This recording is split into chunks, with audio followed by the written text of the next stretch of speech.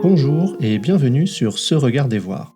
Je suis Trément Belbous et je vous souhaite une belle introspection à l'écoute de ma chronique intitulée cette semaine Je ne sais plus quoi dire.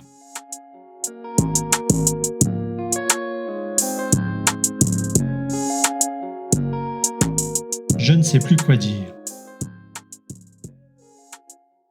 Et pourtant, j'écris pour le dire. Quel paradoxe. J'ai bien des sujets à aborder, à partager, sur lesquels j'ai une opinion.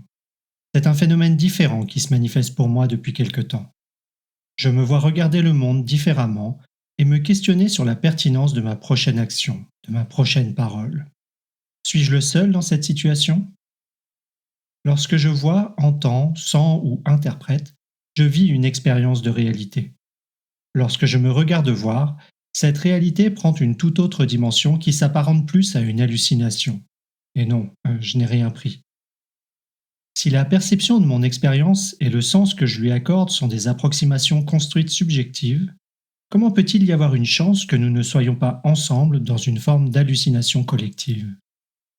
Je ne le ressens plus ainsi, mais je peux comprendre pourquoi, pour réduire une forme de stress ou d'anxiété, ou bien pour nous sentir solides, nous avons tant besoin d'affirmer des vérités.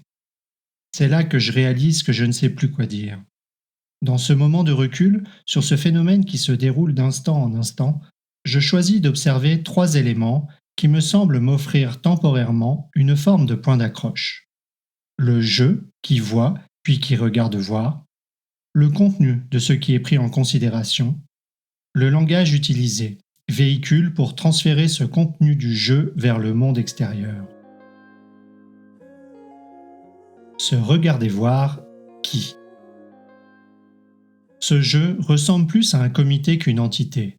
Ce comité est composé de multiples identités qui jugent, évaluent, décident, protestent, protègent, se cachent, dominent.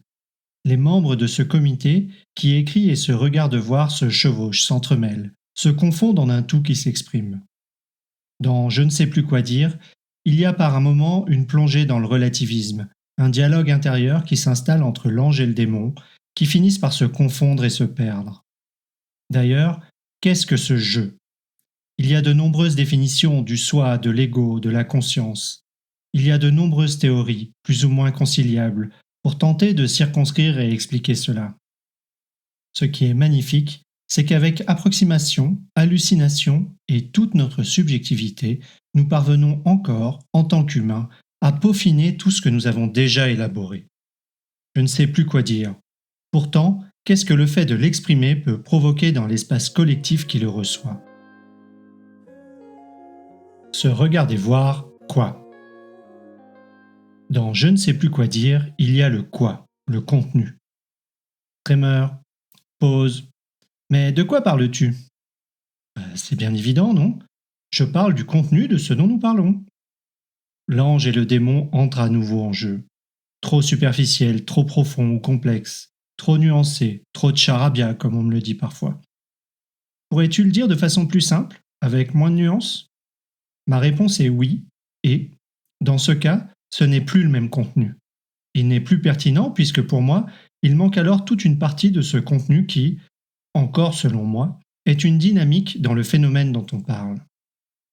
Et dans le même temps, ici même, je m'exprime de façon très approximative, en prenant des raccourcis pour nommer des concepts que d'autres comprennent de façon beaucoup plus nuancée.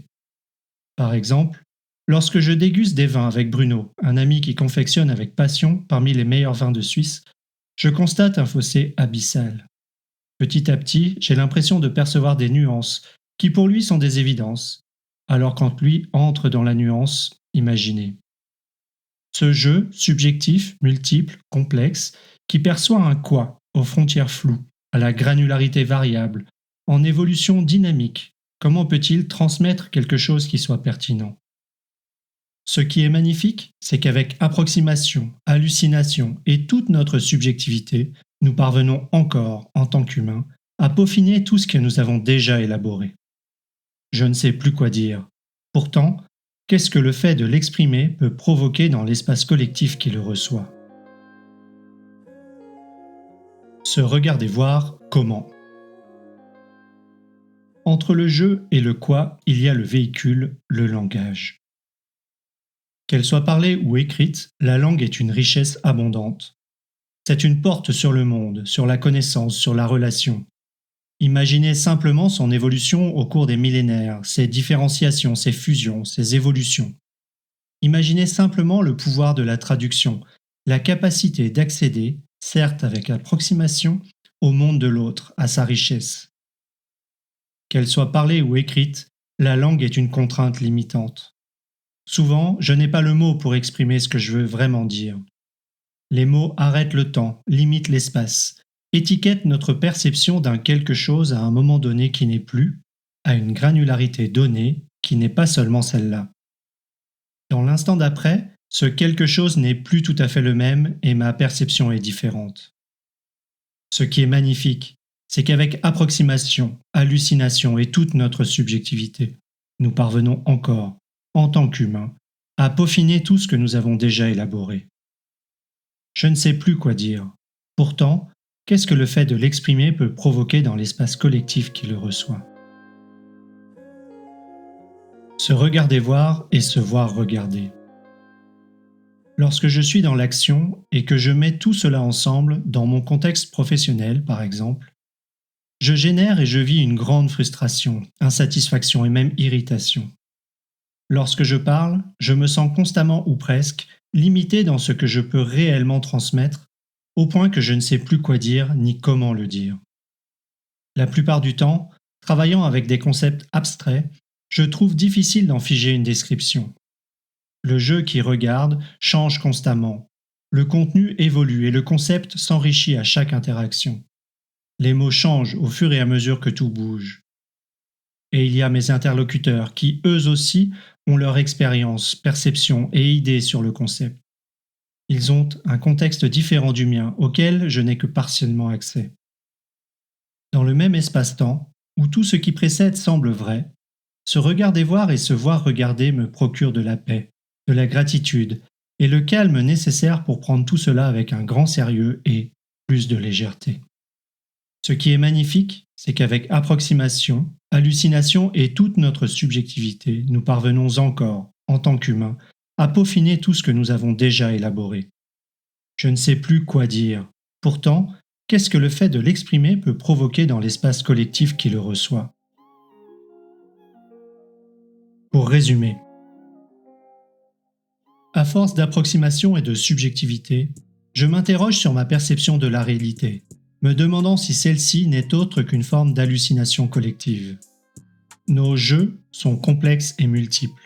Les phénomènes que nous cherchons à distinguer restent souvent insaisissables, et le langage permet et contraint notre expression.